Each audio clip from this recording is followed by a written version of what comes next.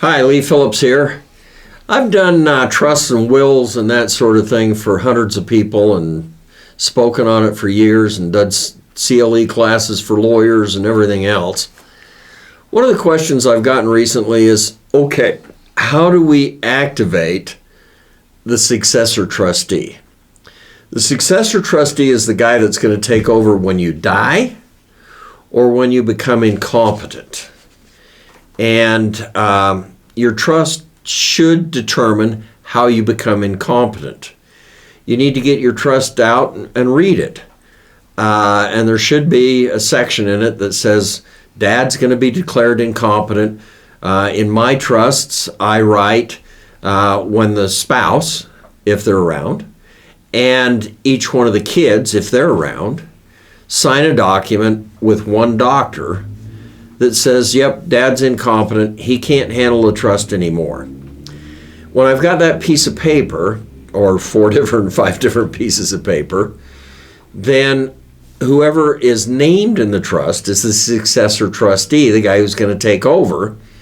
They can stand in and take over. That guy might be the surviving spouse. It might be a kid. It might be a bank.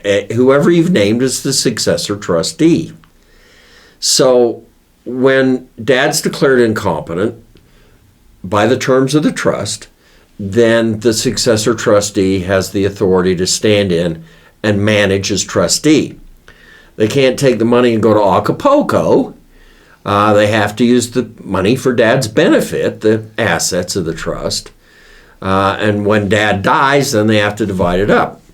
Of course, another time when the successor trustee is actually put in place is when Dad does die.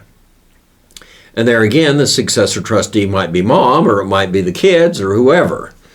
But the successor trustee is going to show up at the bank with Dad's death certificate and a copy of the trust, which says, look, I'm the guy, see? Now, the bank will have taken a copy of the trust. They ain't going to trust your copy of the trust. They're going to go in the back and they're going to look up their copy of the trust. And if their copy says that you're the successor trustee, they basically walk back out and they say, okay, Dad's dead, here's death certificate. You got any ID, buddy? Are you that guy? Sign here. Instantaneously, you're into that bank account. No problem. So it works really well, guys. It prevents us from going to court for probate, which we have to get a probate order to get into that bank account, unless the trust owns it. It's going to prevent us from going down and having Dad declared incompetent in the court, and that's a pain in the butt.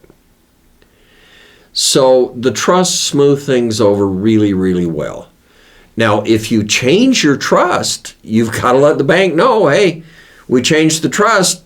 First oldest son ain't trustee anymore, second son's trustee, or whatever it is. So you have to let the bank know if you've changed anything. There's a third way that the successor trustee can be activated. And I do this pretty often. What we do is we prepare a statement. And Mom signs the statement which says, I don't want to act as trustee anymore. I am activating, or I'm making it so that that Mary, my daughter, has all the powers of the trustee. She's named as the successor trustee.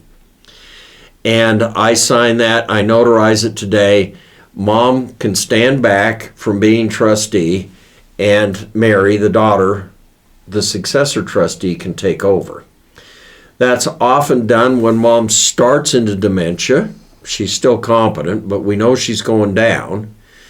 So she may want to do that. And that relieves all of this one doctor and all the kids sign the papers and all that stuff. Sometimes Mom, Dad, they're just old enough they don't want to deal with the crap anymore. I mean, the daughter Mary, she's paying all the bills anyway. She's doing all the work. So have Mom step back, officially transfer all of the power to Mary. Now, when Mom dies, then Mary's going to act as successor trustee based upon Mom's death, not on the statement that Mom put out. So we may have to go back to the bank and prove that the trust said that Mary was the successor trustee, prove that mom's dead. That's a death certificate, and it's a copy of the trust, which the bank already has. So it really goes smoothly. There are a couple of reasons successor trustees are put into place. How do we do it? That's what we've been talking about. So this is Lee Phillips. Don't forget to love us and like us, and get the free ebook on how to use a trust. It's pretty good, guys. And you're welcome to make comments below. I answer the comments. If you have a question or something, do that.